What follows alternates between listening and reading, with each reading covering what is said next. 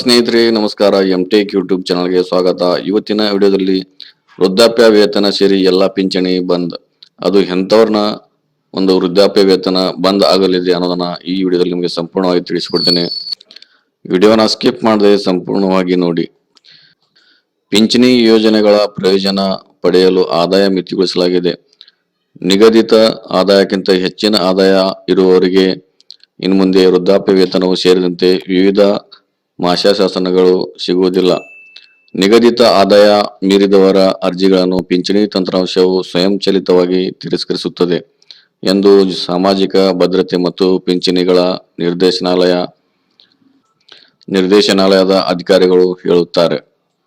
ಆರ್ಥಿಕ ದುರ್ಬಲರು ಹಾಗೂ ಅಶಕ್ತರಿಗೆ ಸಹಾಯವಾಗಲೆಂದೇ ಪಿಂಚಣಿ ಯೋಜನೆಯನ್ನು ಸರ್ಕಾರ ಜಾರಿಗೊಳಿಸಿದ 60 ವರ್ಷ ಮೇಲ್ಪಟ್ಟವರಿಗಾಗಿಯೇ ವೃದ್ಧಾಪ್ಯ ವೇತನ ನೀಡುವ ಪಿಂಚಣಿ ಯೋಜನೆ ಜಾರಿಯಲ್ಲಿದೆ. ಜತೆಗೆ 60 ವರ್ಷ ಮೇಲ್ಪಟ್ಟವರಿಗಾಗಿ ಹಲವು ರಿಯಾಯಿತಿಗಳು ಇವೆ. ವೃದ್ಧಾಶ್ರಮ ವ್ಯವಸ್ಥೆ ಕೂಡ ಸರ್ಕಾರ ಮಾಡುತ್ತಿದೆ. ಯಾರಿಗೆ ಎಷ್ಟು ಪಿಂಚಣಿ ಸಿಗುತ್ತೆ ನೋಡುವುದಾದರೆ, 60 ವರ್ಷ ಮೇಲ್ಪಟ್ಟವರು ಇಳಿ ವಯಸ್ಸಿನಲ್ಲಿ ಯಾರ ಅವಲಂಬನೆ ಇಲ್ಲವೋ ಸ್ವಾಭಿಮಾನದಿಂದ ಬದುಕಲು ಅವರಿಗೆ ವೃದ್ಧಾಪ್ಯ ವೇತನ ಯೋಜನೆಗಳನ್ನು ಜಾರಿಗೊಳಿಸಲಾಗಿದೆ. ಇವರಿಗಾಗಿ ಕೇಂದ್ರ ಸರ್ಕಾರದ ಇಂದಿರಾ ಗಾಂಧಿ ರಾಷ್ಟ್ರೀಯ ವೃದ್ಧಾಪ್ಯ ಪಿಂಚಣಿ ಯೋಜನೆ ಸ್ಕೀಮ್ ಅನ್ನ Indira Gandhi national old age pension scheme, Karnataka ಸರ್ಕಾರದ ಸಂಧ್ಯಾ ಸುರಕ್ಷಾ ಯೋಜನೆಗಳು ಜಾರಿಯಲ್ಲಿದೆ. ರಾಷ್ಟ್ರೀಯ ವೃದ್ಧಾಪ್ಯ ಪಿಂಚಣಿ ಯೋಜನೆಯಲ್ಲಿ 60 ರಿಂದ 64 ವರ್ಷದ ಒಳಗಿನ ವೃದ್ಧರಿಗೆ ಪ್ರತಿ ತಿಂಗಳು 600 ರೂಪಾಯಿ ನೀಡಲಾಗುತ್ತದೆ. 65 ರಿಂದ 80 ವರ್ಷದವರೆಗೆ 1,000 ರೂಪಾಯಿ ನೀಡಲಾಗುತ್ತದೆ. ಬಡತನ ರೇಖೆಗಿಂತ ಕೆಳಗಿರುವವರು ಈ ಯೋಜನೆಯ ಫಲಾನುಭವಿಗಳಾಗಿದ್ದಾರೆ. ಸಂಧ್ಯಾ ಸುರಕ್ಷಾ ಯೋಜನೆಯಲ್ಲಿ 65 ವರ್ಷ ಮೇಲ್ಪಟ್ಟವರಿಗೆ ಪ್ರತಿ ತಿಂಗಳಿಗೆ 1,200 ರೂಪಾಯಿ ನೀಡಲಾಗುತ್ತಿದೆ. ಈ ಯೋಜನೆಯಲ್ಲಿ BPL ಹಾಗೂ APL ಚೀಟಿ ಹೊಂದಿರುವವರು ಸೇರಿದ್ದಾರೆ.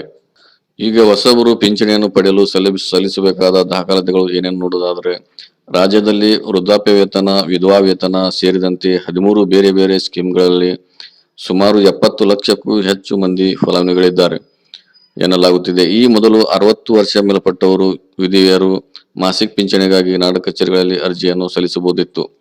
ವೃದ್ಧಾಪ್ಯ ವೇತನಕ್ಕೆ ವಯಸ್ಸಿನ ದೃಢೀಕರಣ ಪತ್ರ ಹಾಗೂ ವಿಧವಾ ವೇತನಕ್ಕೆ ಅರ್ಜಿದಾರರು ಪತಿಯ ಮರಣ ಪ್ರಮಾಣ ಪತ್ರ ಜತೆಗೆ 2 ಸೇವೆಗಳಿಗೆ ಪಡಿತರ ಚೀಟಿಯನ್ನು ಸಲ್ಲಿಸಬೇಕಿತ್ತು. ಇದೀಗ ಈ ದಾಖಲಾತಿಗಳ ಜತೆಗೆ ಆಧಾರ್ ಕೂಡ ಸಲ್ಲಿಸುವುದನ್ನು ಕಡ್ಡಾಯಗೊಳಿಸಲಾಗಿದೆ. ಇಲ್ಲಿ ಆಧಾರ್ ಕಾರ್ಡ್ ಸಲ್ಲಿಕೆಯಿಂದ ಏನಾಗಲಿದೆ ಎನ್ನುವುದು ನೋಡುವುದಾದರೆ, ಈಚೆಗೆ ಎಲ್ಲದಕ್ಕೂ ಆಧಾರ್ ಜೋಡಣೆ ಕಡ್ಡಾಯವಾಗಿದೆ. ಆಧಾರ್ ಜೋಡಣೆಯಾದ ಫಲಾನುಭವಿಗಳಿಗೆ ಸರ್ಕಾರದ ವಿವಿಧ ಯೋಜನೆಗಳ ಪ್ರಯೋಜನ ಸಿಗುತ್ತಿಲ್ಲ. ಹೀಗೆ ಆಧಾರ್ ಕಾರ್ಡ್ ಸಂಖ್ಯೆ ನಾನಾ ಇಲಾಖೆಗಳ ಹಲವು ಯೋಜನೆಗಳಿಗೆ ಜೋಡಣೆಯಾದಾಗ ಪ್ರತಿಯೊಬ್ಬರು ಆದಾಯ ಮಿತಿ ತಕ್ಷಣ ತಿಳಿಯುತ್ತದೆ. ಆಧಾರ್ ಕಾರ್ಡ್ ದತ್ತಾಂಶದ ಆಧಾರದ ಮೇಲೆ ಹೆಚ್ಚುವರಿ ಆದಾಯವುಳ್ಳವರ ಅರ್ಜಿಗಳನ್ನು ಸಾಮಾಜಿಕ ಭದ್ರತೆ ಮತ್ತು ಪಿಂಚಣಿಗಳ ನಿರ್ದೇಶನಾಲಯದ ಪಿಂಚಣಿ ತಂತ್ರಾಂಶವು ತಿರಸ್ಕರಿಸುತ್ತದೆ. ಅಂದರೆ ನಿಗದಿತ ಆದಾಯ ಮೀರಿದ ಅರ್ಜಿದಾರರು ಇನ್ಮುಂದೆ ಪಿಂಚಣಿ ಪಡೆಯಲು ಸಾಧ್ಯವೇ ಇಲ್ಲ.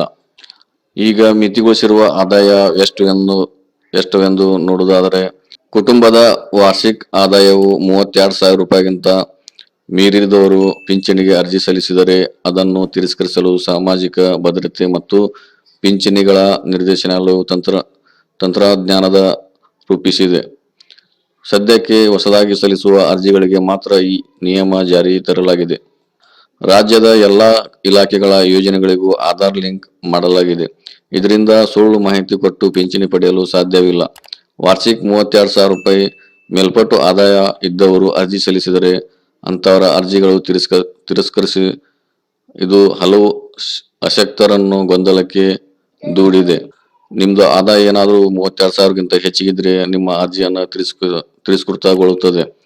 ಆದ ಕಾರಣ ಯಾರಾದರೂ ಇನ್ನು ಮುಂದೆ ಪಿಂಚಣಿಯನ್ನು ಪಡಿಬೇಕಾದ್ರೆ 60 ವರ್ಷ ಮೇಲ್ಪಟ್ಟವರು ನಿಮ್ಮ ಆದಾಯವನ್ನು 32,000ಗಿಂತ ಕೆಳಗಡೆ ಇರಬೇಕು. ಅಂದ್ರೆ ನೀವು ಇದರ ಒಂದು ಲಾಭವನ್ನು ಪಡ್ಕೋಬಹುದು. ಇವತ್ತಿನ ವಿಡಿಯೋದಲ್ಲಿ ನಿಮಗೆ ಹೊಸದಾಗಿ ಯಾರ ಅರ್ಜಿಯನ್ನು ಸಲ್ಲಿಸಬೇಕಂತ ಏನ್ ಮಾಡಿದ್ರಲ್ಲ ಅವ್ರಿಗೆ ಪಿಂಚಣಿಯನ್ನು ಪಡಿಬೇಕು ಅಂದ್ರೆ ನಿಮಗೆ ಆದಾಯ 32,000 ರೂಪಾಯಿ ಒಳಗಡೆ ಇರಬೇಕು. ಅಂದ್ರೆ ನೀವು ಇದನ್ನ ಅರ್ಜಿಯನ್ನು ಸಲ್ಲಿಸ್ರಿ. ಇಲ್ಲಾಂದ್ರೆ ಅರ್ಜಿಯನ್ನು ಸಲ್ಲಿಸ್ಲಿಕ್ಕೆ ಹೋಗಬೇಡಿ, ನಿಮ್ದು ಆಗುವುದಿಲ್ಲ. ಇಲ್ಲಾಂದ್ರೆ ಇದೇ ರೀತಿಯ ಎಲ್ಲ ವಿಡಿಯೋಗಳನ್ನು ನೋಡಬೇಕಾದ್ರೆ ನಮ್ಮ ಚಾನಲ್ನ ಇನ್ನೂ ಯಾರು ಸಬ್ಸ್ಕ್ರೈಬ್ ಆಗಿಲ್ಲ ಸಬ್ಸ್ಕ್ರೈಬ್ ಆಗಿರಿ ಮತ್ತು ಬೆಲ್ ಐಕನ್ನ ಕ್ಲಿಕ್ ಮಾಡಿ ಇದೇ ರೀತಿಯ ಎಲ್ಲ ವಿಡಿಯೋಗಳನ್ನು ಎಲ್ಲರಿಗಿಂತ ಮುಂಚಿತವಾಗಿ ನೋಡಬಹುದು ಗೆಳೆಯರೆ. ಇವತ್ತಿನ ವಿಡಿಯೋದಲ್ಲಿ ಇಷ್ಟೇ ಗೆಳೆಯರೆ. ಮತ್ತೆ ಮುಂದಿನ ವಿಡಿಯೋದಲ್ಲಿ ಮತ್ತೆ ಬೇರೆ ವಿಷಯದೊಂದಿಗೆ ಮತ್ತೆ ಭೇಟಿಯಾಗೋಣ. ಅಲ್ಲಿವರೆಗೂ ನಮಸ್ಕಾರ.